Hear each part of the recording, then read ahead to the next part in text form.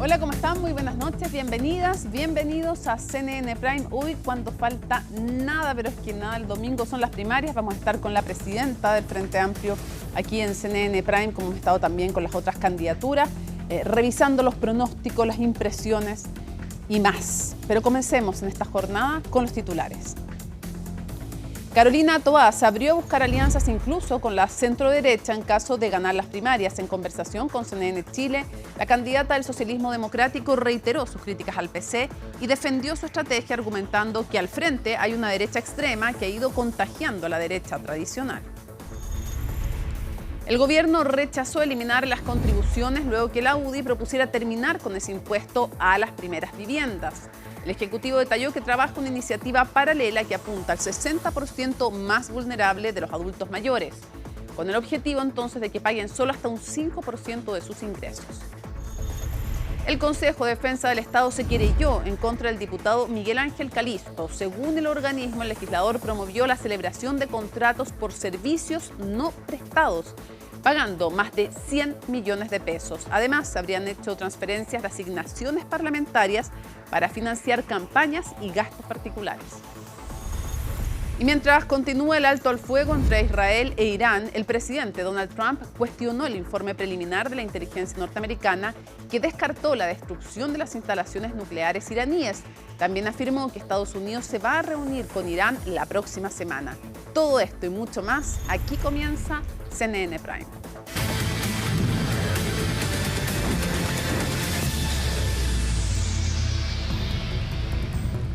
Comencemos contándoles que el Consejo de Defensa del Estado presentó una querella en contra del diputado Miguel Ángel Calisto por el presunto delito de fraude al fisco. La acción judicial también es en contra de otras 3 personas que serían parte de su equipo cercano que habrían colaborado en el uso indebido de las asignaciones parlamentarias por más de 100 millones de pesos. Los detalles con Miguel Ángel Araya. El Consejo de Defensa del Estado nuevamente arremete, esta vez en contra de un parlamentario. El organismo ingresó una querella ante el Juzgado de Garantía de Coyhaique por el presunto delito de fraude al fisco. El acusado, Miguel Ángel Calisto, diputado independiente e integrante de la bancada de Demócratas. Se trata de una investigación que se ha desarrollado de manera sigilosa por parte de la Fiscalía Regional de Aysén, considerando que hasta la fecha no se tenía ninguna información respecto a los antecedentes recopilados en esta indagatoria. Ante la ofensiva judicial, el diputado Calisto aseguró que se trata de una investigación de larga data en la que ya ha colaborado, incluso entregando pertenencias. En un minuto, cuando era mi campaña como candidato a la reelección como diputado, se levanta una denuncia anónima por las redes sociales, el Ministerio Público inicia una investigación de oficio y hasta el minuto no tiene resultados. Esta es una investigación de más de 4 años que ya está en curso, donde yo he participado en muchas declaraciones, entregué mi teléfono, he colaborado con la justicia en todo procedimiento que me han solicitado, porque es lo que corresponde a cualquier chileno que es denunciado. Según dio a conocer el CDE, los hechos investigados tienen relación con el uso de recursos públicos, específicamente las asignaciones parlamentarias, para fines no previstos en la Ley de Presupuestos de la Nación. La querella también es contra Roland Cárcamo, Felipe Klein y Carla Graf, miembros del equipo cercano al parlamentario. De hecho, esta última habría celebrado contratos con Calisto por una serie de servicios como asesorías, entre otros. Sin embargo, y según el organismo, Graf no habría prestado dichos servicios, por los que cobró por concepto de honorarios más de 100 millones de pesos. Siempre reflotan este tema cuando estamos a pocos meses de la elección parlamentaria. Ahora viene en pocos meses más la próxima elección y yo lo único que quiero señalar que nosotros estamos muy tranquilos respecto de una denuncia que es en realidad una investigación por oficio que inició la Fiscalía hace más de 4 años. Lo que nosotros sí estamos muy claros que tenemos la plena tranquilidad del actuar correcto por parte de nuestro equipo. En caso de que el Ministerio Público considere que existen antecedentes suficientes para formalizar al legislador, deberá solicitar su desafuero ante la Corte de Apelaciones de Coyhaique, mismo proceso que se espera que en los próximos días deba enfrentar el diputado y exmilitante de la UDI, Joaquín Lavín León, quien es investigado por los presuntos delitos de fraude al fisco, malversación de caudales públicos, negociación incompatible y tráfico de influencias. De hecho, fue el fiscal nacional Ángel Valencia, que en entrevista con CNN Chile Radio señaló que la solicitud de desafuero sería una realidad inminente. ¿Cuándo va a pedir la Fiscalía el desafuero? Estamos todavía dentro del plazo de lo altamente probable. ¿Esta semana? No, es que depende de los fiscales. Yo no quisiera comprometer a los fiscales, pero es altamente probable que lo hagan. Porque yo tengo entendido que esta semana se va a pedir el desafuero. Es altamente probable que lo hagan en una fecha próxima. Pero hace 3 semanas dijo que era altamente probable también que se hiciera. Pero si tampoco va a ser sorpresa, ¿no? Permítame no comprometerme por una acción que no depende de mi firma. Pero, ¿en qué consiste el desafuero de un parlamentario en el marco de un proceso judicial? El desafuero es un antejuicio del que conoce la Corte de Apelaciones respectiva y que favorece a algunas autoridades como diputados, senadores y gobernadores y que exige un examen previo por parte de la Corte para decidir si se forma causa o no en contra de esas personas. Y a mi juicio constituye un beneficio jurídico indebido que contraviene el principio de igualdad ante la ley porque constituye un requisito adicional para juzgar a una persona que solo favorece a estas autoridades y por lo tanto hace un distingo respecto al principio de igualdad ante la ley. En el caso del diputado Lavín León también existe una querella del Consejo de Defensa del Estado en la que se detallaron los hechos por los que arriesga ser formalizado, entre ellos la presentación de facturas falsas de la imprenta MMG que suman más de 14 millones de pesos, como también el pago de más de 75 millones de pesos a una empresa encargada de ver sus sitios web, servicios que no habrían sido prestados. Bueno, y durante esta tarde se confirmó el nacimiento de la primera hija, se confirmó que estaba en el proceso para llegar a nacer la primera hija, así que hay alta expectación por aquello. Violeta Boric Carrasco, yo estaba haciéndola nacer, no, se confirmó que está en el fondo, en la previa, digamos, está a punto de nacer. Todo esto tras una larga espera. Felipe Hernández se ríe ahí y tiene toda la información. Sí. Cuéntanos. ¿Cómo estás, Mónica? Sí, me asustaste, ¿ah? Pensé que tenías información privilegiada. No. No era el caso. No, pero mira, lo que sabemos sí es que el trabajo previo ha sido bastante complejo porque se esperaba que en la entrada a pabellón de Paula Carrasco, la pareja de Gabriel Boric, el presidente de la República, quien está aquí adentro también todavía al interior del Hospital Clínico de la Universidad de Chile, aquí en la Comuna de Independencia, iba a ser temprano. Iba a ser incluso desde las 8 de la mañana que estaba listo y dispuesto el pabellón para que ella pudiese ingresar y pudiese dar a luz a Violeta. Y esto se ha ido aplazando con el pasar de las horas, básicamente porque se entiende que lo que se busca por parte de la misma madre es que sea un parto normal. Y eso hizo que se retrasaran bastante las horas. Bueno, lo que hemos sabido hasta ahora es que entre las 20 y las 21 horas podría haber novedades respecto del nacimiento de Violeta Boric Carrasco, la hija primogénita del presidente Gabriel Boric, y sería un hecho prácticamente inédito, al menos en el siglo XXI, en el que un mandatario en ejercicio es padre dentro de su periodo de mandato. Al menos así se puede denominar el nacimiento de Violeta, por eso también es la alta expectación. De hecho, le quiero pedir a Jorge Rojas, mi compañero, mi camarógrafo que está conmigo aquí a las afueras del Hospital Clínico de la Universidad de Chile, que nos muestre justamente cómo está la expectación periodística acá. Llevamos muchas horas acá con los colegas, hay que decirlo. Todos los que van a ver ahora son los colegas de la tarde. Para que ustedes los vayan conociendo, estamos todos apostados a las afueras acá, muy atentos a los movimientos que pueden existir. ¿Qué hemos visto hasta ahora? Solo movimiento de los escoltas presidenciales. Es todo lo que hemos visto en torno a vehículos que ingresan con algunas balizas, también ¿no lo con viste? Personal de carabineros. No, porque el presidente llegó muy temprano en la mañana, Mónica, incluso antes de las 7 de la mañana junto con Paula Carrasco. y de ahí en adelante no se le ha visto acá en el exterior de la maternidad del Hospital Clínico de la Chile. Por lo tanto, no hemos tenido ni siquiera la nariz se ha asomado por parte del presidente de la República, Gabriel Boric, acá a las afueras. Por último, como para tener alguna imagen que nos haga con el pulgar así hacia arriba o hacia abajo, si es que hay novedades o no, pero nada, absolutamente nada, solo hermetismo.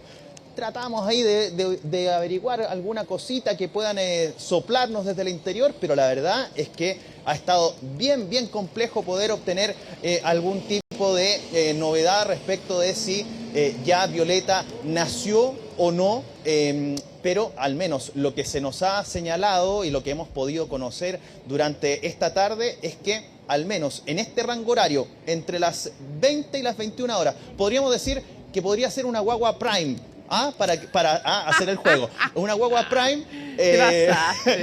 Te pasaste. Entre las 20 y las 21. Intenta hacer marketing hasta con eso, ni yo, ni yo, se me había ocurrido. No, pero bueno. Ojo que no dije. Ojo que no dije guagua CNN Prime. No.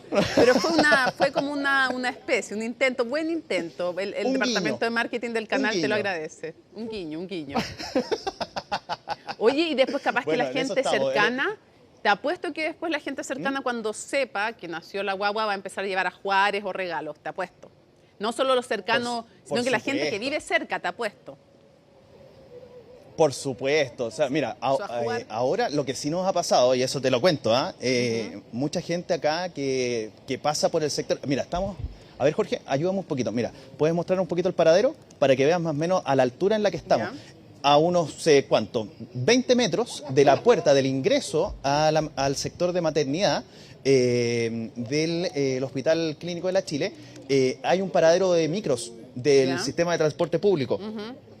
Bueno, la gente se baja de la micro y de repente nos pregunta, pues, ¿qué pasa acá? ¿Por qué hay tantas cámaras? No saben, pues. No saben, muchos no tienen idea de lo que pasa acá y por qué estamos acá. Entonces, ahí les contamos, obviamente, que acá está el presidente Boric, que va a ser papá, y ahí se van sorprendidos algunos, y otros simplemente nos preguntan, oye, ¿y todavía no nace? Y claro, todavía no nace, pues. Así que por eso estamos aquí a la espera también nosotros haciendo el apostolado, como dicen algunos por ahí. No, está... A esperar nomás, pues a esperar su cafecito, el tecito y todo para esperar entonces el nacimiento, que es algo simpático también, obviamente, sí, es un hecho súper inédito, entonces obvio que todo el mundo quiere saber. Ahora, te iba a preguntar el tema de el permiso, porque sabemos que en Chile no existe el postnatal masculino obligatorio, que debo decirlo, yo aprovecho cada vez cada vez que puedo decir, esto era un compromiso de campaña del presidente Boric y no se va a cumplir, lo siento, tengo que decirlo. Dijeron que hubo otras prioridades, pero no se cumplió con ese compromiso. ¿Qué permiso se va a tomar él? Porque es un permiso y es una posibilidad, no una obligación en el caso del hombre, a diferencia del de la mujer, que hay 3 meses que son obligatorios y después hay 3 meses más que son voluntarios y se toman tiempo completo, y si no son 6 meses en medio tiempo, también voluntarios. Los 3 primeros son solamente obligatorios. Entonces quería preguntarte, ¿qué opinas? Pues, o sea, ¿qué se sabe? ¿Qué se ha dicho respecto de esto? Más que opinas, ¿qué se ha dicho? ¿Qué se sabe del permiso que se va a tomar el presidente? Bueno, a ver, hasta ahora lo que se podría tener en consideración, así como con claridad, es que el presidente podría tomarse los 5 días que se le permiten a las personas, a los papás, para que puedan acompañar a sus esposas, parejas, y estar también con sus hijos en los primeros 5 días, los 5 días habilitados. Lo que viene después es la gran pregunta. Bueno, parte de las pistas que se tienen respecto de ese permiso que podría tomar el presidente Gabriel Boric, bueno, lo responde la ministra de la Mujer y Equidad de Género, Antonia Orellana, hoy en el Palacio de la Moneda, entiendo, y es lo que vamos a escuchar a continuación. La presencia del padre en los primeros días marca un punto que puede ser fundamental. También se puede dar a lo largo de la vida, ¿cierto? Pero tiene que ver con el apego, con la primera estimulación y también con el apoyo a la madre que acaba de vivir el hecho físico indesmentible que es el trabajo de parto. Ahí está pues, entonces los 5 días es una posibilidad, una alta probabilidad que el presidente entonces se tome ese permiso para que pueda entonces acompañar a Violeta, también a Paula, su pareja, en estos primeros días post nacimiento de su primogénita en esta ocasión. Así que vamos a esperar, Mónica, porque la verdad acá seguimos con la expectación de qué va a pasar, si es que van a ser. Ojo que mañana, había muchos que, aquí, y esto te lo comento como también parte de la anécdota, mañana es un día muy importante. El 26 de junio se conmemora el aniversario, el natalicio del expresidente Salvador Allende. Entonces muchos pensaban también por acá que pasaban y que sabían esa información y que se nos acercaban y nos preguntaban, nos decían, hey, a lo mejor quieren demorar un poquito esto para que nazca mañana, pues. Pero lo que va a hacer es que nazca hoy, sí o sí van a ser hoy. Así que estamos a la espera nomás. Aquí seguimos esperando acá a las afueras del Hospital Clínico de la Universidad de Chile en Independencia, Mónica. Tú nos cuentas y obviamente que hay una expectación, tú nos cuentas si se sabe algo y obviamente que le deseamos a toda la familia del presidente y a su pareja que todo salga súper bien. Así es que ella tiene un hijo también y que decían que estaba muy contento por la llegada de la hermanita. Así es que nada, pues que salga todo bien y tú nos cuentas si ocurre Violeta, porque ya sabemos el nombre, Violeta es una niñita la que viene en camino. Así es que un abrazo y esperamos. Entonces está ansioso el presidente, obviamente, que lo hemos visto en otras ocasiones con su sobrino. Es bien guaguatero, así que vamos a... con León. Sí. Y lo otro decir que en Chile, obviamente, también existe la posibilidad de que el hombre reciba como traspaso días del permiso de la mujer, pero eso es solo voluntario.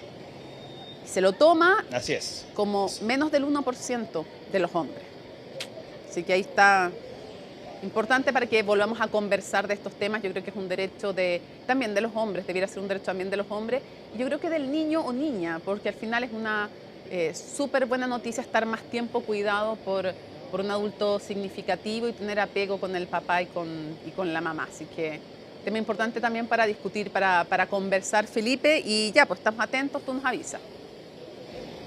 Así será, pues. Cualquier novedad desde acá, llamamos posteriormente para que podamos tomar el contacto nuevamente. Súper, que estés muy bien. Chao. Chao. En una semana marcada por el debate sobre las contribuciones, el gobierno anunció el ingreso de una norma que busca establecer un límite máximo a este pago para los adultos mayores en función de sus ingresos. Respecto de las propuestas que plantean eliminar este impuesto, señalaron que no están de acuerdo. Colomba Eichholz nos cuenta.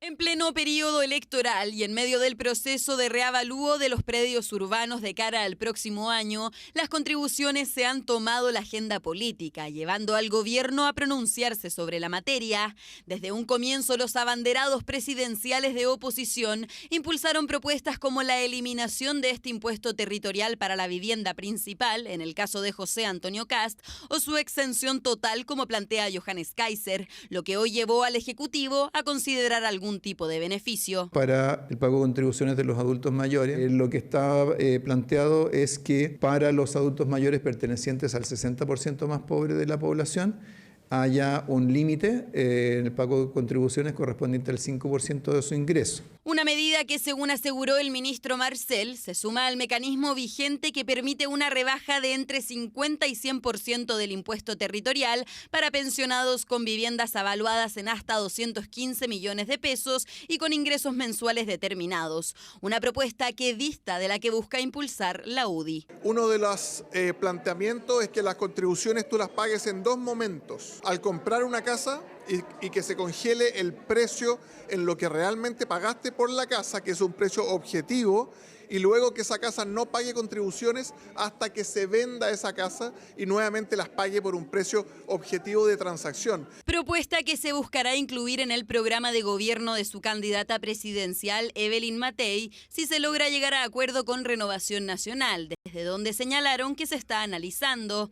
Por su parte, el Partido Republicano ya anunció la iniciativa No Más Contribuciones, que plantea eliminar este impuesto para la vivienda principal, y recientemente señalaron que la rebaja de las contribuciones al comercio de la comuna de Santiago se debe aplicar a todos los centros urbanos. Los que primero plantearon el tema fuimos los republicanos. Nos alegramos de que hoy día sea tema de debate. ¿Es insuficiente lo que se está haciendo? Absolutamente. Claramente los centros urbanos fueron en una medida importante destruidos por los mismos que hoy día quieren resucitarlo. Pero Santiago no es Chile. Y esto mismo, si lo van a hacer para los centros urbanos, tienen que hacerlo en todos los centros urbanos de todas las ciudades de Chile, no solamente la ciudad capital. Ciudad que ha visto un incremento importante en el valor de las contribuciones, razón por la cual la propuesta de José Antonio Kast resulta insuficiente para su contendor del Partido Nacional Libertario, Johannes Kaiser. Es un robo por parte del Estado venir a cobrar impuestos sobre algo que ya pagó impuestos. Rechazamos eso esencialmente y vamos, una vez que lleguemos al gobierno, a impulsar las iniciativas necesarias que se requieran para eliminar las contribuciones completamente, las agrícolas, las comerciales y las residenciales. Nosotros, por supuesto, no estamos de acuerdo con aquello. Sí se está revisando la situación de adultos mayores y el propio ministro Marcel, a propósito de esa revisión, ha adelantado que en el proyecto de ley que busca generar incentivos tributarios para pymes, se van a incorporar también medidas para alivianar el costo que tiene particularmente de los adultos mayores. La norma, señalaron desde el gobierno, se ingresará al Congreso dentro de los próximos 10 días para dar paso a su discusión, en un escenario donde cada candidato planea proponer medidas en esta materia. La candidata presidencial del Partido Comunista, Janet Jara, aseguró que se esforzará en convocar a la democracia cristiana en caso de triunfar el próximo domingo en las primarias oficialistas. Esto porque en la Falange ya evalúan nombres para levantar una candidatura presidencial propia si es que Carolina Toa no gana los comicios. Francisca Cárdenas tiene el informe. Dice estar confiado de que va a conseguir las 35.000 firmas necesarias para estar en la papeleta en noviembre próximo y por estos días muy pendiente a los resultados de las primarias de este domingo. Y más ahora que algunos en la ADC miran a Harold May Nichols como un posible abanderado presidencial si no gana la candidata Carolina Toa. Yo tengo una muy buena relación con ella y tengo una muy buena opinión de ella. Otra cosa es a quien ella representa. Yo creo que a ellos les conviene a todos volver a lo que hizo grande este país, volver a la mesura, a la cordura, al diálogo. Si bien la democracia cristiana no se sumó a la primaria oficialista por estar el Partido Comunista y el Frente Amplio, llamó a sus simpatizantes a respaldar a la candidata Toa, pero algunos ya prevén que si no triunfa la exministra, debiese ser May Nichols la carta del centro político. La democracia cristiana no puede apoyar una candidatura del Partido Comunista, una candidatura que no condena violaciones a los derechos humanos, que no llama a la dictadura por su nombre. En ese sentido, de resultar ganadora la candidata Janet Jara, vemos con muy buenos ojos una candidatura madura, seria, como la de Harold May Nichols. Ok, apoyamos a May Nichols, levantamos a May Nichols. ¿Y con quién hacemos la lista parlamentaria? ¿La lista de May Nichols? En eso la DC va a elegir 0 diputados y va a serte muy franco, un partido político que tiene 0 parlamentarios es un partido que en los hechos no existe. División entre los militantes, pues según algunos, llevar a un candidato significaría quedar fuera del pacto parlamentario con el progresismo. Mientras tanto, la candidata Jara, confiada de que ganará en los comicios y ante la negativa del ADC de apoyarla, lo tomó como un desafío. Creo que si gano la primaria voy a tener que hacer mucho esfuerzo para convocar a la democracia cristiana y ojalá poder allegarla a este programa que va a ser unitario y de toda la centroizquierda chilena. Queremos construir un programa que no solamente nos representa a nosotros.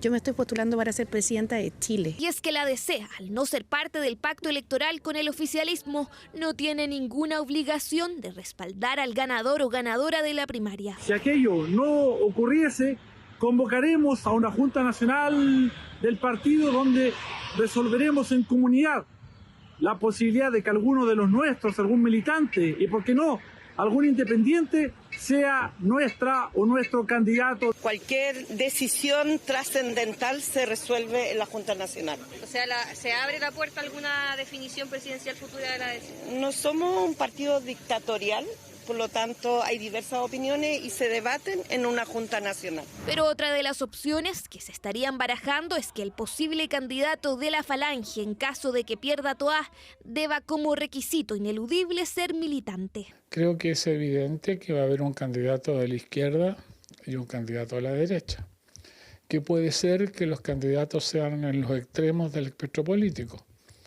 Y eso lo que genera es un gran vacío en el centro. También hay quienes se alejan de la idea de tener una candidatura propia tras la fallida apuesta presidencial del presidente del partido, Alberto Undurraga. Definición que tomaría la Junta Nacional luego de los resultados del próximo domingo.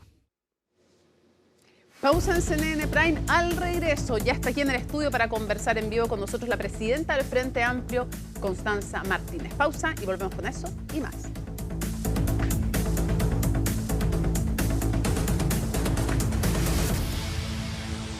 Lo habíamos anunciado, conversamos ahora con la presidenta del Frente Amplio, Constanza Martínez. Gracias por acompañarnos. Muchas gracias por la invitación, buenas noches. Estamos en vivo, 8:29 minutos. Soportó el tráfico y logró llegar hasta acá, estuvo difícil, nos consta. A ver, lo primero que quiero preguntarle es sobre expectativas. ¿Qué expectativas tiene para las primarias? Porque claro, obvio que a todos les gustaría que hubiera una participación súper masiva, pero ¿qué le dice el olfato político, los datos, la campaña en terreno? Más allá de cuánto cada uno, pero lo primero, la participación. ¿Qué cree que va a pasar y cuál es el mínimo aceptable? Bueno, es una elección que es voluntaria y donde, a pesar de que es voluntaria, llevamos ya 2 elecciones que son obligatorias, lo que hace que sea difícil de poder determinar cuál va a ser la participación. De hecho, todas las empresas grandes de encuestas no se han aventurado a dar una proyección, sino simplemente se dan escenarios presidenciales con algunas posiciones. Yo creo que lo mínimo para todos nosotros es superar la primaria anterior de Apruebo Dignidad, que era 1.700.000 personas. O sea, menos de eso ya sería... Sí, yo creo que sería un problema, sería una mala cifra, y creo que está bien poder decir esas cifras porque creo que también nos pone un estándar por el cual poder convocar a las personas que hoy día se sientan parte del progresismo. De alguna manera decirlo también puede motivar a algunos partidarios de algunos de los candidatos a ir. Sí, claro. Pero es muy importante entender por qué sería un problema una cifra menor. ¿Qué significaría? Porque esta es una definición entre ustedes, cuál es el candidato o candidata, pero también es una medición de fuerzas o un precalentamiento respecto a la primera vuelta. Entonces, me gustaría que explicara por qué menos de 1.750.000 sería un problema. Por ejemplo, en la nota anterior estábamos hablando de las aventuras personales.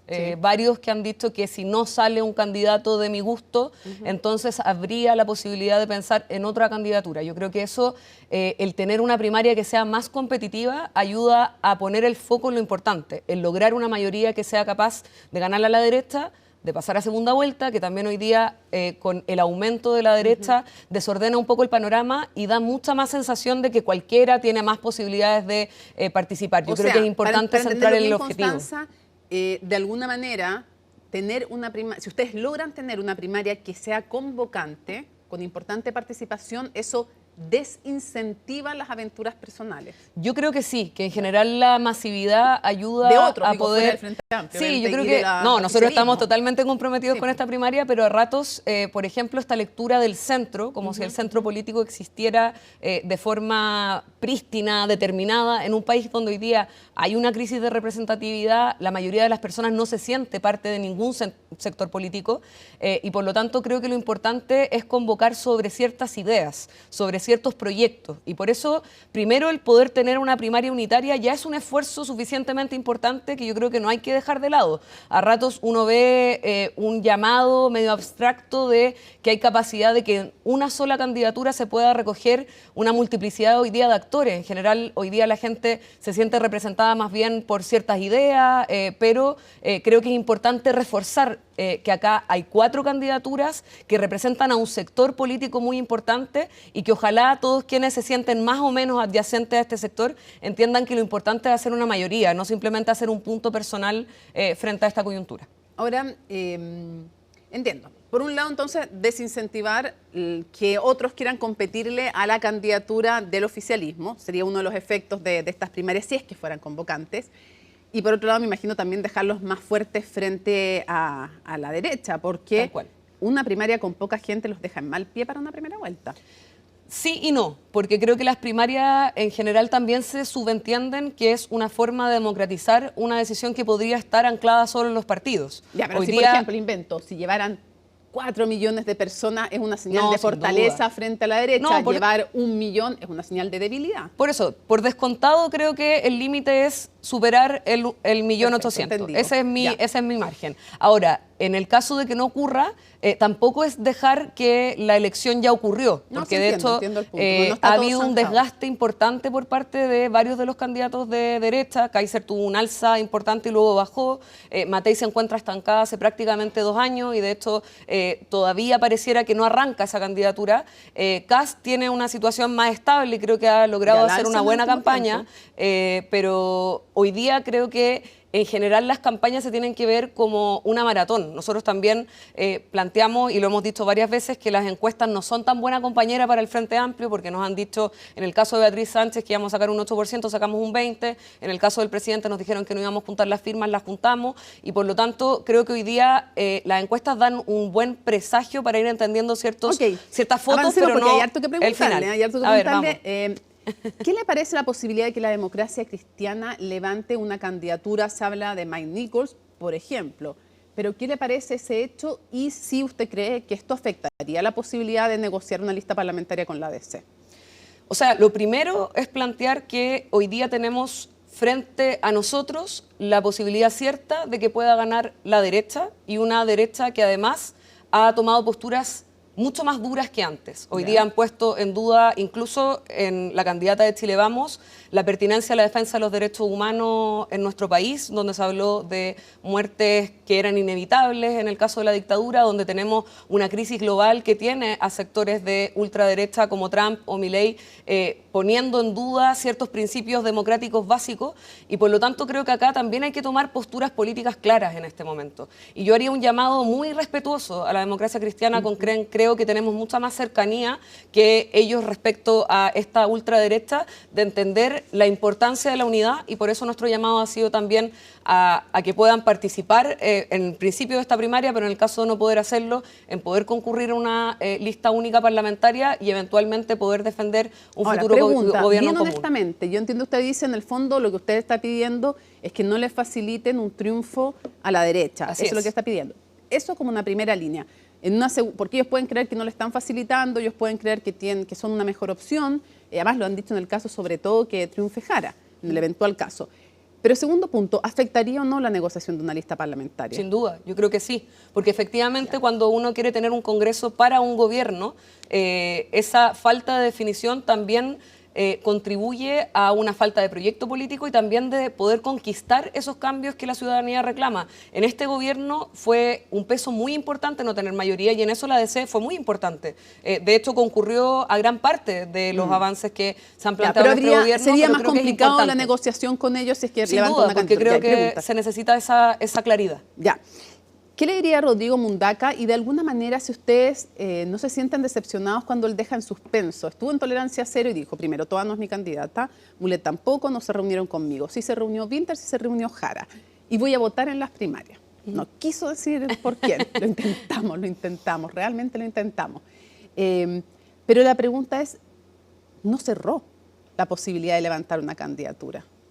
Para nada. Entonces yo le pregunto, ¿cómo lo ven ustedes también? ¿Y cómo lo sienten honestamente? Porque ustedes le dieron el apoyo para ser electo gobernador. Sí, yo creo ¿cómo lo ven? Que un cargo de gobernador tiene características distintas, y me parece que la decisión del Frente Amplio de apoyar a una dirigencia social como la de Rodrigo, en cual confiamos desde su trabajo en Modatima en adelante, es importante. Lo hicimos con otros también gobernadores independientes. Yo no lo digo me parece bien. Yo lo digo al revés, porque él después de recibir el apoyo levante una candidatura. Creo que cuando uno apoya una candidatura independiente, entiende que tiene un nivel de marco de acción mucho más amplio, porque no son parte de nuestro proyecto político. Él no es militante del Frente Amplio. Y creo que eso estuvo bien en términos de decisión para un gobernador, pero haría el mismo llamado que hice en el caso de la primaria de aquellos actores desde un lado más o más hacia la derecha, digamos, de que acá no bastamos solos. Yo creo que acá hay una tendencia a pensar de que hay solamente un liderazgo capaz de resolver este problema y hoy día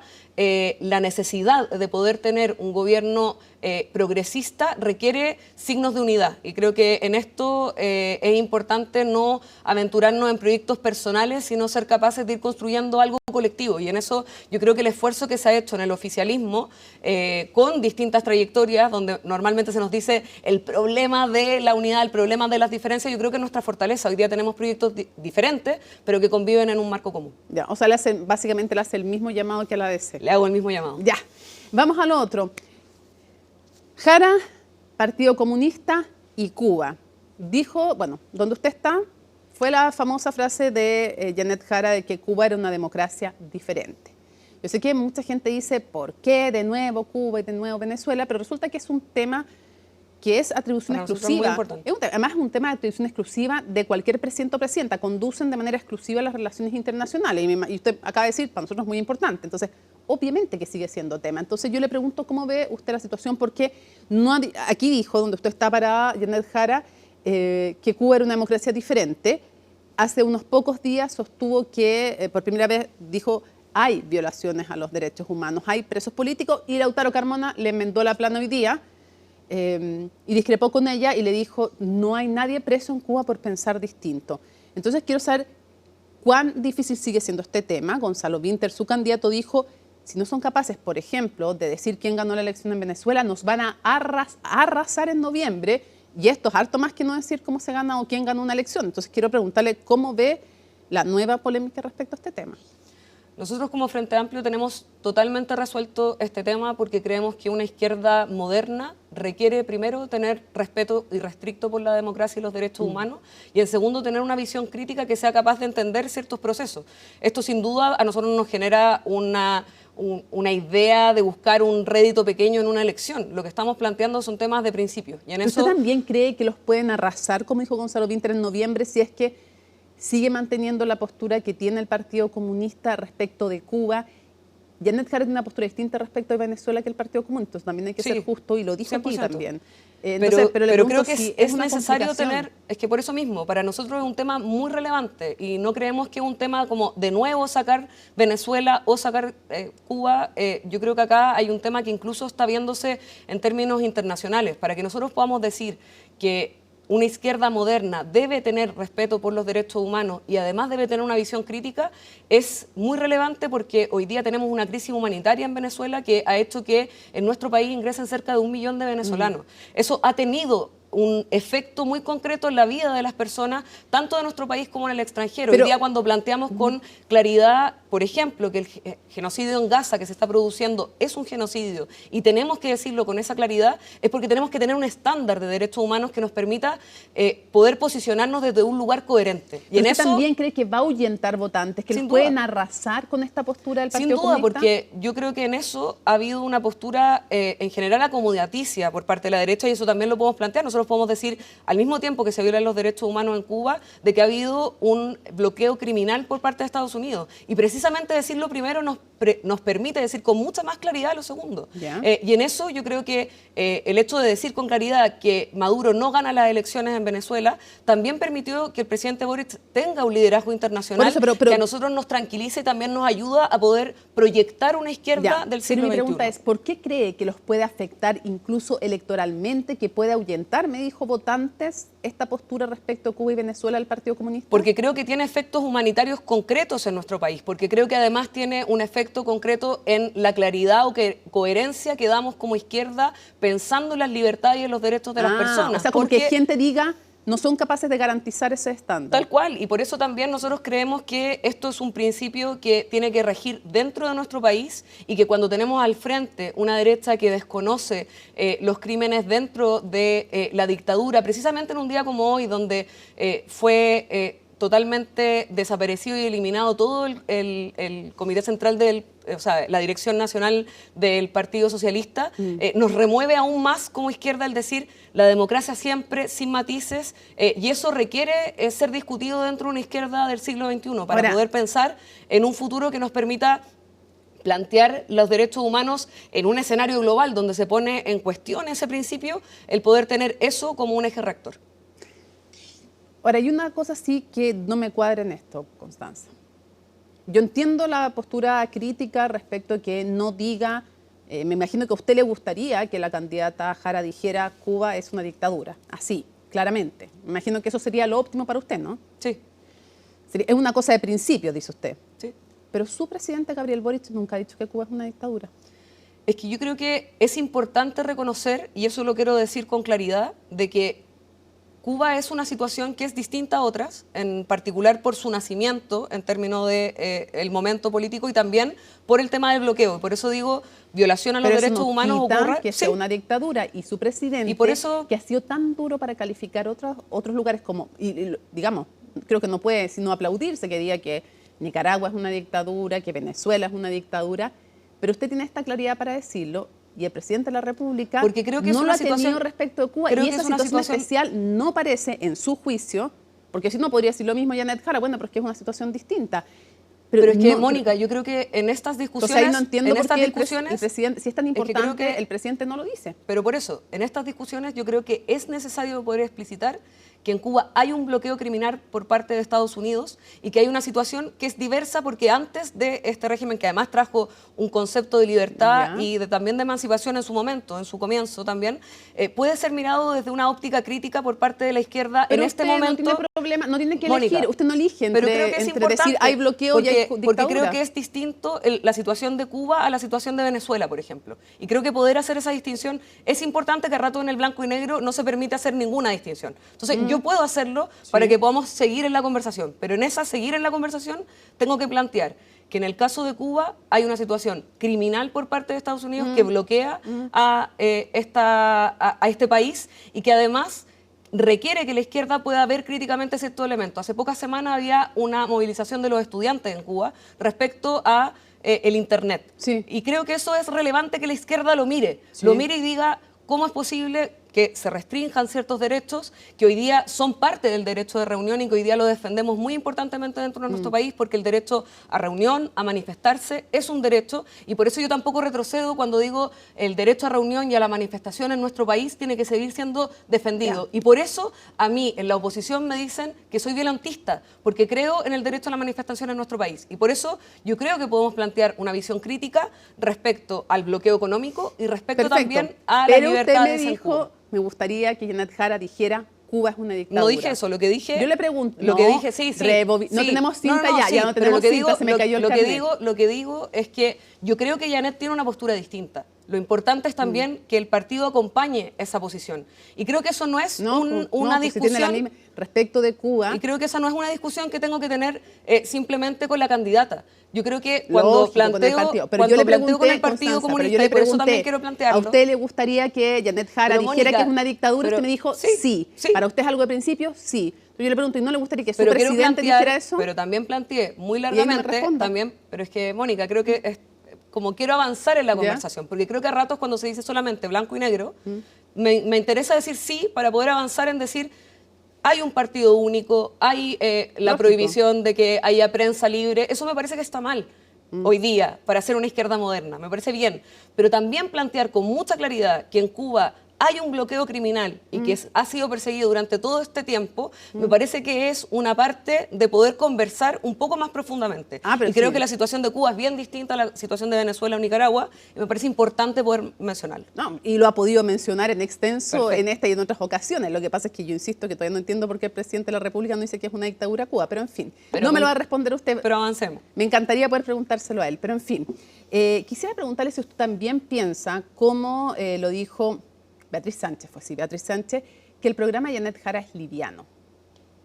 Y varios calificativos así, diciendo tiene 7 páginas, ella ha dicho son bases programáticas, después se va a construir un programa entre todos. Entonces quiero saber si, dice, tiene 2 párrafos de seguridad, 3 párrafos de economía, es un programa liviano. ¿Usted también piensa eso, que le falta no sé, espesor al programa de Janet Jara? O sea, es que es un hecho de la causa que el programa presentado ante el CERVEL tiene 7 páginas y por lo tanto han surgido ciertas preguntas sobre algunos puntos que nos parecen muy relevantes. Yo creo que el primero tiene que ver con el proyecto económico sobre el país. Hoy día tenemos un problema de estancamiento y también de crecimiento y a rato se ha tratado de plantear de que esto es un debate simplemente de algún sector político y solo la derecha ha planteado eso. Nosotros lo que hemos planteado es, ojo, además de crecimiento necesitamos un nuevo modelo de desarrollo porque este se encuentra agotado. Si buscamos las mismas alternativas que tuvimos durante todos los 90, no hay posibilidad de salir de este estancamiento y Gonzalo Winter ha planteado con mucha claridad de que acá es necesario poder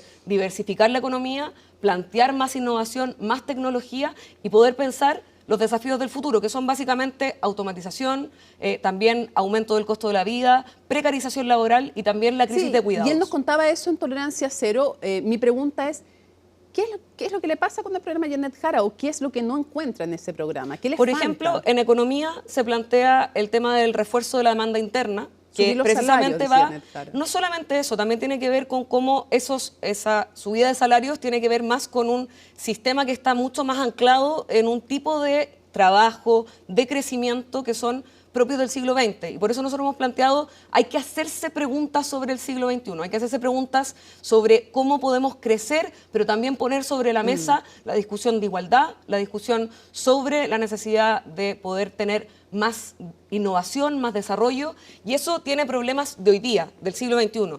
Además, en temas de seguridad... como el siglo XX, el programa Janet Jara. O sea, a ratos no queda tan claro. De hecho, se ha llamado a poder leer el programa o averiguar más. Yo creo que en una campaña hay que saber explicar. Ahora, yo lo leí, es un párrafo y no dice mucho más, entonces efectivamente... Pero venía ese mismo concepto en el programa de Daniel Jaude, entonces uno puede buscar en algunos de los elementos de referencia. Ahora, habrá que discutirlo y por eso creo que es bueno poder explicarle al país y poder decir con claridad de qué forma. ¿A usted le hubiera gustado que hubiera explicado más al país sus propuestas económicas antes de la votación? Sin duda, y de hecho también en los debates, en temas de seguridad se ha planteado, por ejemplo, la necesidad de poder tener un rol más preventivo, poder tener mayor coordinación con los municipios, y yo, por mi experiencia como exdelegada, también creo que seguridad se transformó en el primerísimo tema de la ciudadanía y por eso creo que también plantear ciertas medidas respecto a cómo vamos a abordar la crisis carcelaria, cómo vamos a abordar la inteligencia artificial dentro de este elemento, cómo vamos a pensar el poder recomponer la relación, sobre todo con nuestra juventud, resulta muy importante para poder resolver el problema de seguridad. Me queda una duda respecto a las proyecciones y las expectativas. ¿Qué significaría para el Frente Amplio si su candidato queda tercero? Es decir, si después de que ustedes, porque significó algo muy importante que el Frente Amplio le ganara al Partido Comunista en esa primaria que tuvieron entre ustedes, significó políticamente algo muy importante. De hecho, sorpresivamente. Sí. Porque la verdad nadie es que... nos da por ganadores, ni siquiera juntábamos las firmas. Ni ustedes mismos se dan por ganadores, muchos de ustedes. La verdad, uno conversaba fuera de cámara con hartos de ustedes. Pero es que si te dan puras pero lo que malas noticias difíciles. No, está bien, pero lo que yo veo es que ustedes mismos, muchos de ustedes se sorprendieron también de ese triunfo. Entonces esa fue como cuando les tocó ir bien. Nadie sabe nada hasta que se vote, yo lo concedo eso, pero si es que quedaran terceros, sería una derrota dura, me imagino, para el Frente Amplio. Porque otra cosa es quedar segundo. O sea, no es lo mismo quedar primero que quedar segundo, ni segundo que tercero. Miguel Bosé no piensa lo mismo. Dice que ser segundo es perder. Bueno. Bueno, la verdad es que yo creo que acá, más que la importancia de lo que le pasa al Frente Amplio... Que les gane el Partido Comunista. No, o sea, nosotros estamos... ¿Quién tercero? Ya, pero Mónica, cuando uno participa en una primaria, participa para ganar. Yo nunca he ido a perder ni salir tercera. Sí. Entonces, en esto yo creo que lo importante en un día como hoy, que todavía quedan días para terminar la campaña donde habitualmente las encuestas no nos dan de ganadores, mi interés es que la ciudadanía entienda por qué es tan importante esta primaria y por qué creemos que Gonzalo es la mejor alternativa. Creo que precisamente en las discusiones que hemos dado sobre modelo económico, sobre democracia, sobre también las medidas en materia de seguridad, sobre una mirada de izquierda del siglo XXI, sobre la idea de unidad, Gonzalo Winter reúne unas condiciones que me parece son más posibles para poder avanzar en esos puntos. Entonces, más allá de hacer análisis del Frente Amplio, que lo podremos hacer la próxima semana cuando tengamos los resultados, yo hoy día quiero hablarle a la ciudadanía para que entienda de que todos quiénes son independientes pueden ir a la primaria a votar y que hoy día se juega también ese proyecto de país y que nosotros al menos estamos ofreciendo una alternativa de futuro que plantea la innovación, el desarrollo, también la desigualdad como un tema central dentro de nuestro país, que no está todavía en el pasado, sino que se vive día a día para llegar al fin de mes en las casas de los chilenos. Sea quien sea que gane, ¿a quién es más difícil ganarle? ¿A Evelyn Matei o a José Antonio Kast? No sé, porque la verdad es que hoy día la derecha está viviendo una crisis de proyecto, a mi juicio, al menos en nuestro país. Nosotros creíamos que teníamos una coalición como Chile Vamos que había logrado avanzar, al menos con el presidente Piñera, en ciertos mínimos democráticos básicos, en el rechazo total contra la dictadura, en su liderazgo y también en una necesidad del diálogo político. De hecho, Alfredo Moreno participó de la Comisión por la Paz y el Entendimiento, un exministro de Piñera, y hoy día vemos cómo se atrincheran en una posición que está poniendo en duda el avance de las vacunas, del cambio climático, de ciertos derechos básicos de las mujeres, sobre todo. A Evelyn Matei no la hemos visto en eso. Es que Evelyn sí ha retrocedido en términos de derechos humanos, No, y es innegable. En las vacunas, en lo del cambio climático. Dijo que Kaiser podía ser su ministro. Sí, no, y yo creo que en salud, eso... digamos. ¿Y quién sabe? ¿Cuál es la garantía que hoy día tenemos sobre cuál va a ser el tipo de liderazgo o la derecha que van a ir construyendo? Yo creo que en eso es importante que se pueda determinar cuál va a ser esa lectura. Evelyn Matei ha estado en contra de la Comisión por la Paz y el Entendimiento. Nosotros como Frente Amplio se nos ha tildado 1000 veces de que fuimos una oposición obsecuente que no quiso participar de nada. Pero perdón, veamos datos. No, pues no veamos obsecuente, datos. que fuera al contrario de obsecuente, O que sea, fuera una oposición durísima, obstruccionista. Obstruccionista. Y en eso quiero dar datos, nada más. Nosotros participamos en la Comisión de la Niñez con el presidente Boric, participamos en la Comisión de Seguridad con el entonces alcalde Charp, que era de nuestras filas en ese momento, suscribimos el acuerdo del 15 de noviembre, porque, ojo, suscribió Partido Revolución Democrática, Partido Comunes y Convergencia Social se quebró esa noche. Nosotros, los que nos quedamos en Convergencia Social, somos los que estábamos a favor del acuerdo. Entonces, nosotros hemos participado... Al actual presidente lo pasaron al Tribunal de Disciplina. Pero Convergencia Social se quebró esa noche. Jorge Charp sale del partido esa noche y nos quedamos los que estábamos a favor del acuerdo. Entonces, hoy día, todo el Frente Amplio, que está dentro del actual partido Frente Amplio, estábamos a favor de firmar el acuerdo. Y eso yo creo que es... Y yo creo que eso es importante, es parte de nuestro crecimiento político y de construcción el hecho de que como Frente Amplio creemos en la vía institucional y creemos en la movilización social, pero siempre hemos creído en que la institucionalidad es el camino. Por eso, y era la presidenta de Revolución Democrática, y Javiera Toro, la actual ministra de Desarrollo Social, pero Convergencia, digamos que tuvo una discrepancia fuerte con Convergencia yo siento que nació ese día. De hecho, para todas nosotras sentimos que ese fue el día que nació Convergencia Social. Pero es verdad que pasaron al Tribunal de Disciplina al presidente. Pero salió absuelto. Al actual presidente, al entonces diputado Boric. Pero la mayoría del partido está de acuerdo, y creo que eso es lo consistente de hoy día del proyecto del Frente Amplio, que ha trabajado en torno a la democracia. Nos acabó el tiempo, pero quiero preguntar un par de cosas. Hicimos un ejercicio ayer con Guido Girardi. Ahí mismo. ¿Ping-pong me van a hacer? No, ping-pong, pero sería interesante, pero no. No, pero además hizo un ejercicio él que no es fácil hacer. Y le preguntamos si había... Porque además, gane quien gane, va a tener que tratar de sacar lo mejor de ese candidato o candidata. 100%. Se le preguntamos qué le faltó o qué pasa con Carolina Toá. O sea, por alguna razón en el fondo se da el avance de Jara. O sea, por cosas que hace bien Jara, pero también me imagino por cosas que no hacen tan bien los otros candidatos, incluye a Mulet.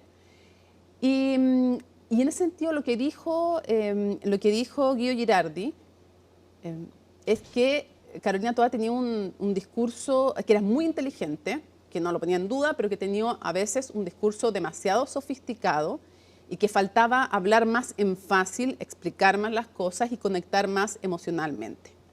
Y quisiera preguntar si usted coincide con esa opinión.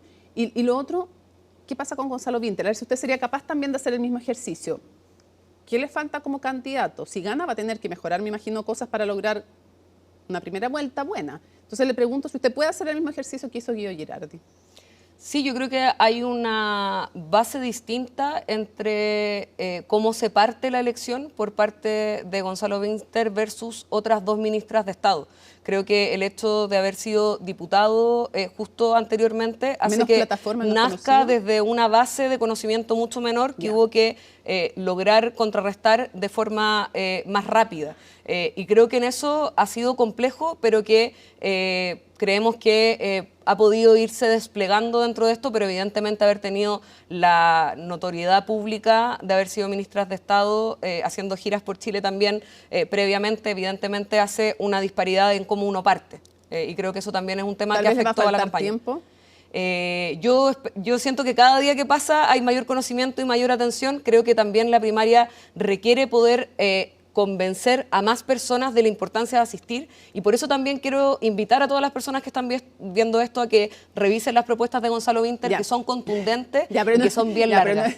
Ya pasamos la franja, pero bueno, para cerrar, ¿no? Sí, claro que cada uno, todos los que vienen para acá aprovechan, pero en fin, quiero cerrar con dos cosas muy breves. Lo primero es, ¿coincide usted con lo que dijo en CNN Chile Radio en la mañana Carolina Toá, que sostuvo que si ganaban ellos, entonces quiero saber si ustedes también tienen la misma tesis, iban a buscar construir apoyos, o sea, obvio que con la DC, pero en el caso de ella lo tiene garantizado, pero más allá incluso en la derecha o centro derecha, que iban a tratar de buscar apoyos más allá para lograr obviamente ganar una primera vuelta o eventualmente pasar una segunda vuelta y tratar de ganarla. ¿Usted también estaría en esa tesis de tratar de ganar apoyos incluso en la derecha? Con mucho respeto, quiero plantear que me parece que la visión tan estrechamente vinculada con los partidos sobre las decisiones de la ciudadanía es un poco anticuada. Dijo partido, dijo sector. Sí, pero es que hoy día la mayoría de la gente no se identifica con ningún sector. Lo pueden ver en todas las encuestas de opinión. De hecho, cuando dicen ganó el rechazo, también ganó el apruebo de entrada y ganó el en contra de salida. O sea, si uno busca cardinalmente que la gente sea totalmente de derecha, totalmente de izquierda, totalmente de centro, porque llevamos mucho rato buscando el centro como si fuera un lugar al que uno llega, y en verdad las personas tienen contradicciones que la cruzan. Hoy día una persona puede sentir que es necesario avanzar en derechos sociales y al mismo tiempo tener como primera prioridad la seguridad, que siempre se dice que es de derecha, y hoy día no se trata de gente de derecha y de izquierda.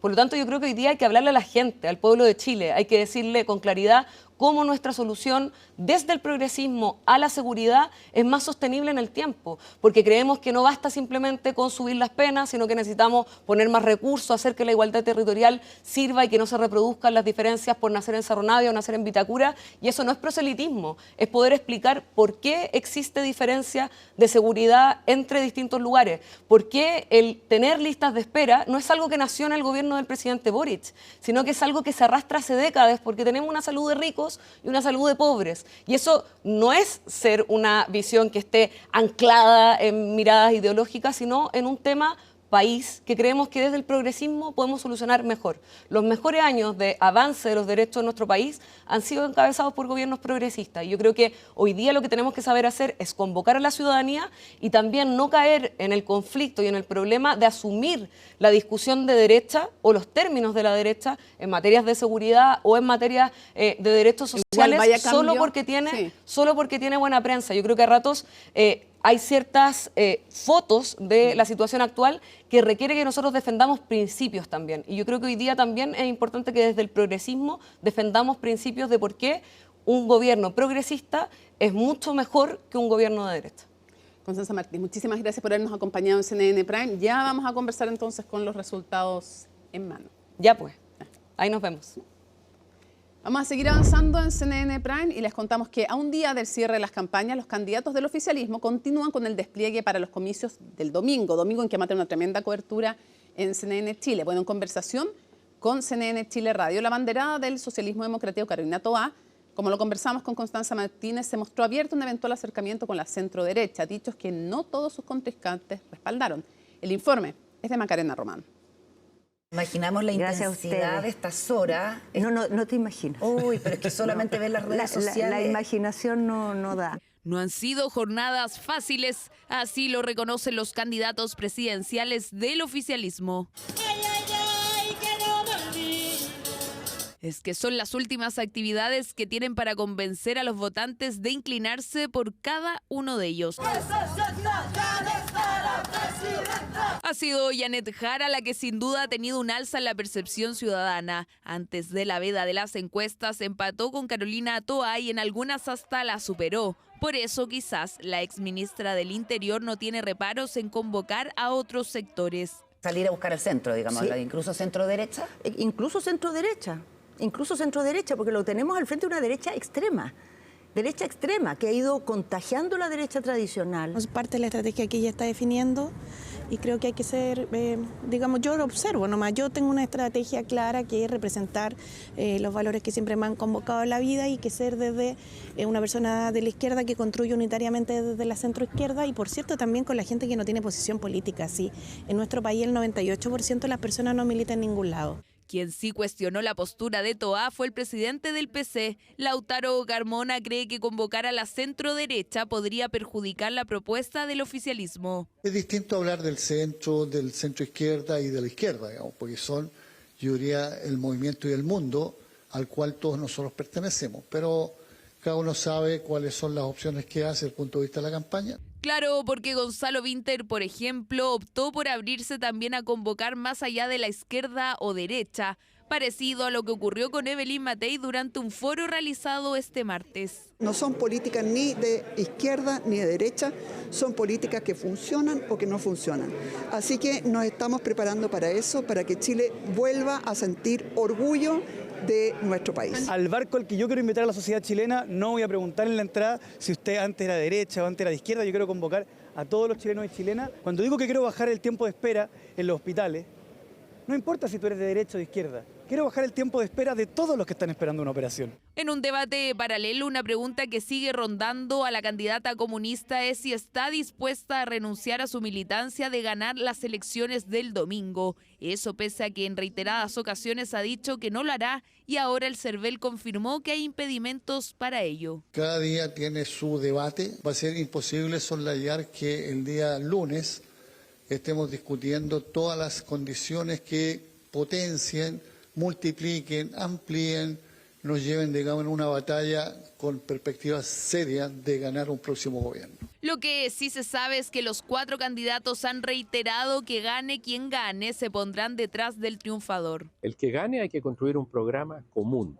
de acuerdo a las responsabilidades de cada uno de los candidatos y candidatas, que no ganan en función también del que gana, pero esto es un trabajo conjunto. Yo llamaría a la reflexión y al sentido común, te das cuenta, que no nos pase lo mismo que nos pasó en el primer proceso constituyente, donde la sociedad nos dio 80% de apoyo y lo derrochamos, lo dilapidamos, te das cuenta, ese es un error histórico que nunca más nos vamos a reparar. Trabajo conjunto que tendrá su primera etapa finalizada este domingo 29 de junio, cuando se conozca quién tendrá que representar al oficialismo frente a la oposición por llegar a la moneda y así intentar ocupar el sillón presidencial desde el 11 de marzo del 2026.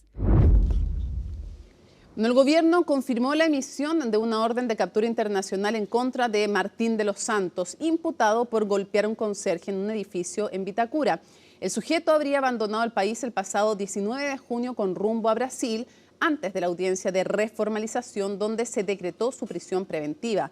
De los Santos fue imputado por los delitos de lesiones graves, las que provocaron la pérdida de visión y el olfato al conserje agredido. Es correcto y es el procedimiento habitual de lo que va a suceder. Entiendo también que su defensor ha renunciado por diferencias irreconciliables. Habitualmente, en el caso de los abogados, cuando esto sucede, genera este tipo de consecuencias. Entonces, en relación a lo primero, la respuesta es sí. Habiéndose decretado, debe estar en estos momentos ya comunicada a la policía. ¿Se sabe, por ejemplo, por parte de la cartera, dónde estaría Martín de los Santos? No es información que nosotros debamos recibir. Es una información respecto a la cual debe reportar el Ministerio Público. Bueno, nosotros nos encontramos muy lamentable, nos comunicamos con la víctima, con la familia de la víctima, ofreciendo asesoría legal. Ellos no lo aceptaron. Nosotros siempre tenemos a disposición una oficina de protección a víctimas que trabaja con todas las víctimas de delitos, ya sean de la comuna, que viven en la comuna, pero que hayan sufrido un delito en la comuna, y siempre eso va a estar disponible, también asesoría psicológica, y esperamos que este delito no quede impune. Estamos listos para revisar las informaciones internacionales junto a Alicia Contreras, nuestra editora internacional. Alicia.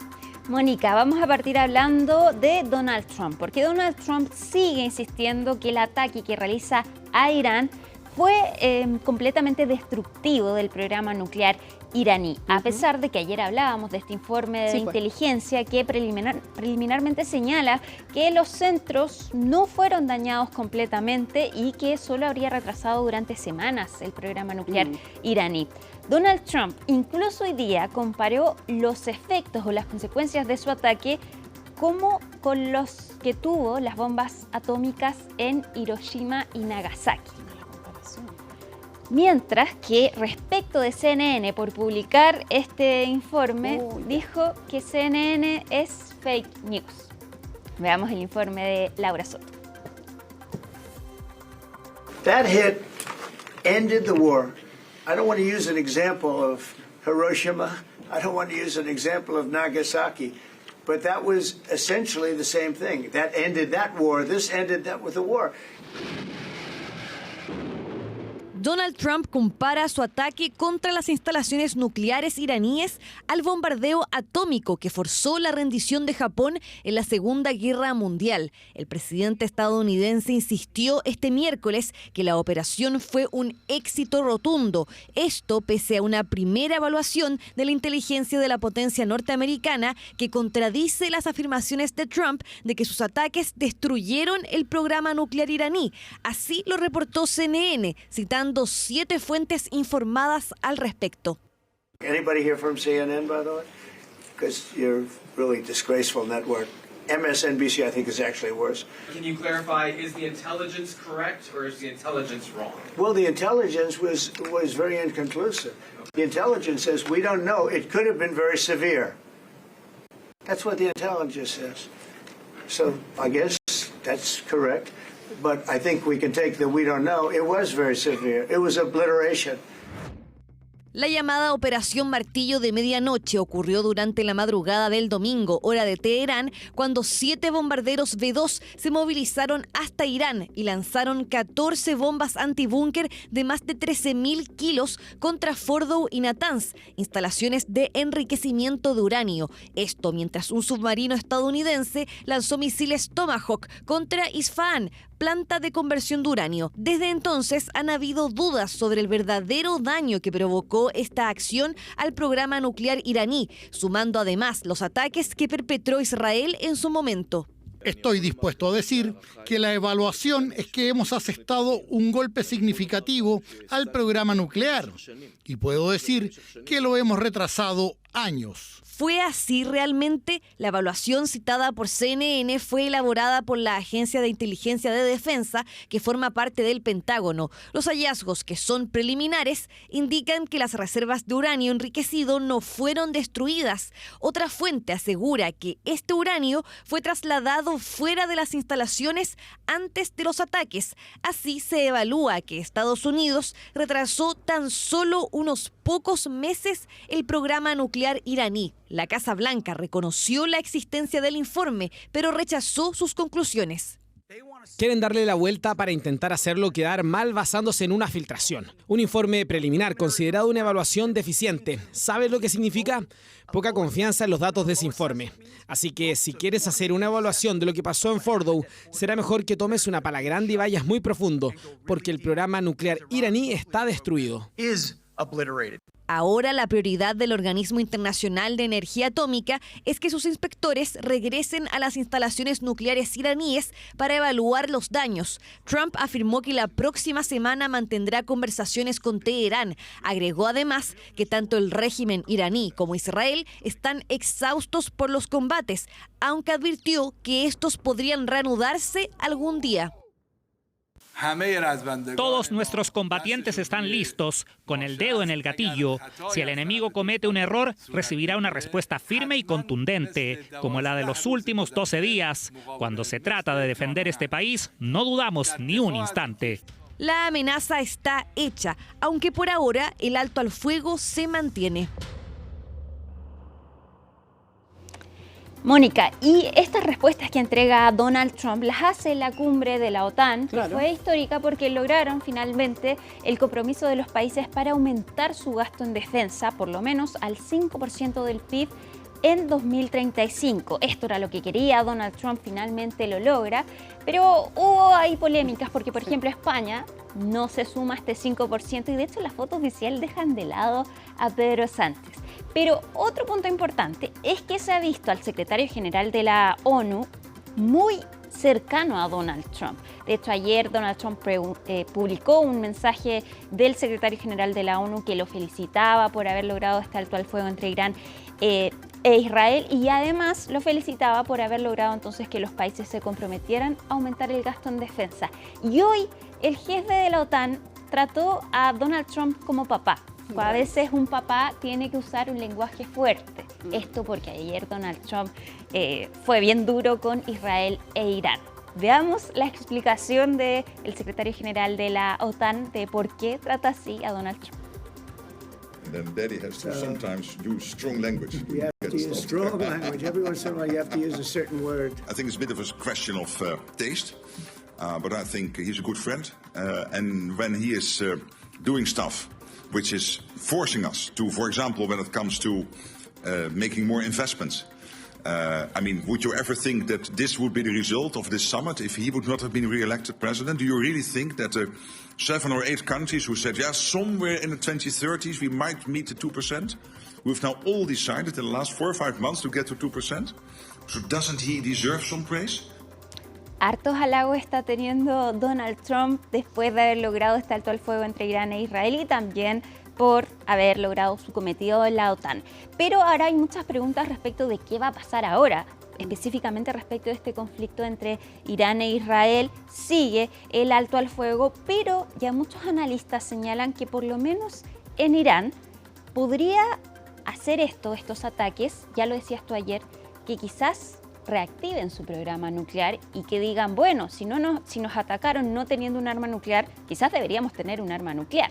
Y también otros analistas señalan que respecto del régimen iraní que Israel apuntó a que se cambiara, quizás la ciudadanía se una detrás del régimen precisamente debido a este enemigo extranjero que es Israel. Ese es el tema que vamos a tratar en Conexión Global Prime a las 10 de la noche, pero les queremos mostrar un adelanto de lo que nos dijo uno de los analistas que está en Qatar y que nos habló respecto del futuro de Irán y del programa nuclear. Irán se ha visto atacada en este momento por 2 potencias muy importantes que han prácticamente destruido su arsenal misilístico, aunque no todo, que han dejado sin cobertura aérea y que amenazan con destruir muchos otros sectores, incluso de la economía, del petróleo, del gas, que también se han atacado ahora. Por lo tanto, pensar en que Irán ahora quiera tener un arma nuclear y llegar a desarrollar esa tecnología necesaria hasta llegar al 90% de enriquecimiento, no es algo que sea totalmente ridículo pensarlo desde el punto de vista defensivo. Otra cosa, evidentemente, es que la comunidad internacional no quiere que se haga proliferación nuclear, pero que no quiere que se haga entre aquellos países que firman el acuerdo. Aquellos que no firman, no se pone absolutamente ninguna presión. India, Pakistán, Israel tienen armas nucleares y nunca ha habido ninguna presión para que desmantelen su arsenal nuclear, para que no tengan armas nucleares, para que desarmen sus ojivas nucleares. En cambio, Irán, que no las tiene, no las quiere tener y que había abierto las puertas para que se pueda investigar y que se compruebe que no las querían tener, se le sigue diciendo lo contrario. A este punto es muy difícil pensar que Irán se quiera sentar con Trump, con lo que ha pasado en estos últimos días, para negociar algo más, porque no hay mucho más que se pueda negociar. Ya, Conexión Global entonces a las 10 de la noche. Vamos a terminar, Mónica, en Kenia, donde se registraron estas imágenes violentas después de que la ciudadanía saliera a las calles para conmemorar las protestas que se realizaron el año pasado en contra del aumento de impuestos. Esas protestas duraron 2 meses y terminaron con la ciudadanía entrando al Parlamento y obligando a que se retirara el proyecto de ley por el cual se manifestaban, pero también dejó 60 muertos. Esta jornada se volvieron a manifestar en recuerdo entonces de las víctimas y para exigir justicia, y esta vez también se registraron muertos, al menos 16, dice Amnistía Internacional, y 400 heridos debido a la represión de estas manifestaciones. Exigen justicia y también exigen la salida del presidente de Kenia, Mónica. Perfecto, Alice Contreras, muchísimas gracias por toda la información, pero vamos a seguir, fíjate, conversando sobre temas internacionales porque, lo decíamos, ¿no? Se logra este acuerdo en la OTAN en un histórico 5% del PIB van a gastar para el 2035, una inversión que había sido súper cuestionada, que va a implicar en algunos países incluso cambios constitucionales para subir el techo de la deuda y que implica un reacomodo evidentemente económico importante. Pero hay malestar en España, fíjate, porque ellos deciden no aportar más del 2,1% y toda una polémica todavía vigente y los detalles están en la nota de Antonia Galilea. Elogiado por la tregua en Medio Oriente e incluso llamado papá por el jefe de la OTAN, Trump volvió a salir victorioso luego del histórico acuerdo de la Organización del Tratado del Atlántico Norte de subir el gasto en defensa hasta un 5% de su PIB para 2035. Los aliados han acordado invertir el 5% de su PIB en defensa. Este es un compromiso significativo en respuesta a las importantes amenazas a nuestra seguridad. Incluye al menos el 3,5% del PIB invertido en necesidades básicas de defensa. Un objetivo que, me complace anunciar, todos los aliados alcanzarán este año o ya han alcanzado. Trump calificó al acuerdo como una victoria monumental para Estados Unidos. La Casa Blanca había presionado a sus socios europeos y a Canadá para aumentar la contribución al presupuesto militar, acusando una desproporción en las responsabilidades. Washington aportó el año pasado un 62% del presupuesto total de defensa de la alianza. Finalmente, el mandatario estadounidense logró convencer a sus pares y pactaron este miércoles en La Haya la declaración final, que incluye que los países invertirán al menos el 3,5% de su PIB al año en capacidad militar y un 1,5% adicional en la protección de infraestructura crítica. This is a monument really to victory, but it's a monumental win for the United States because we were carrying much more than our fair share. It was quite unfair, actually. But this is a big win for Europe and for actually Western civilization. Con el Reino Unido a la cabeza, los aliados de la OTAN han acordado un nuevo compromiso de inversión en defensa, que eleva el gasto en defensa y seguridad al 5% del PIB para 2035, haciendo a la OTAN más fuerte, más justa y más letal que nunca.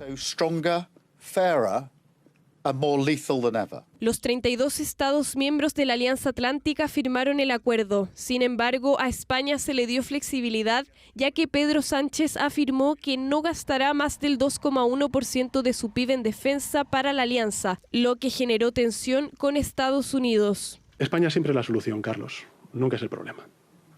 Nosotros aportamos soluciones. Defendemos con convicción nuestras posiciones y creo que además son compartidas por la mayoría social de nuestro país. Estamos hablando de que si hubiéramos aceptado lo que se había propuesto, España tendría que destinar de aquí al año 2035 más de 300.000 millones de euros. ¿De dónde salen esos recursos? ¿De más impuestos a la ciudadanía? ¿De recortes en el sistema de educación, de sanidad, de pensiones? You're the only country that is not paying. I don't know what the problem is. I think it's too bad.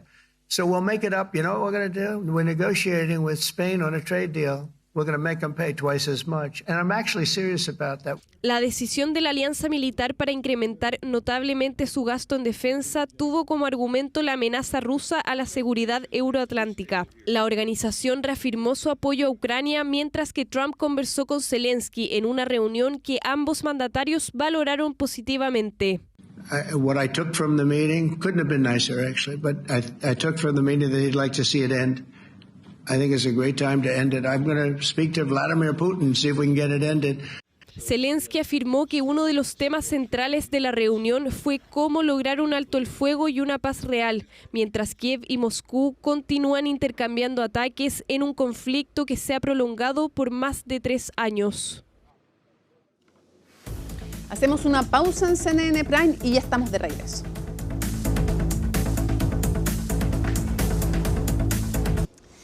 Y volvemos lamentablemente con malas noticias para los bolsillos de los chilenos, de las chilenas, de todos quienes viven en nuestro país, porque fue confirmada una nueva alza en el precio de las bencinas. Ahí lo ven en nuestro sitio web de cnnchile.com.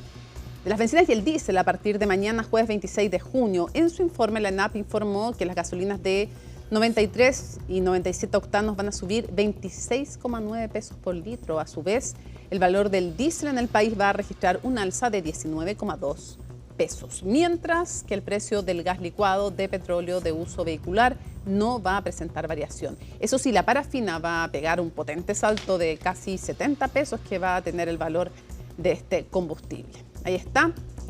La parafina, lo que más sube entonces desde mañana y cuando tenemos harto frío.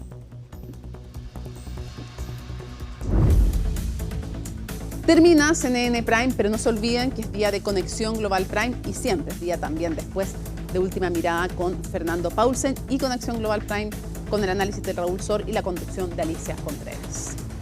Miércoles 25 de junio, así estuvo nuestro país y el mundo. Somos CNN Chile. Buenas noches.